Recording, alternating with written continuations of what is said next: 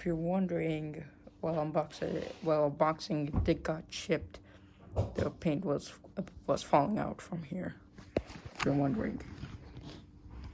Overall, this train is in great condition, except for these guys over here. These are just over here.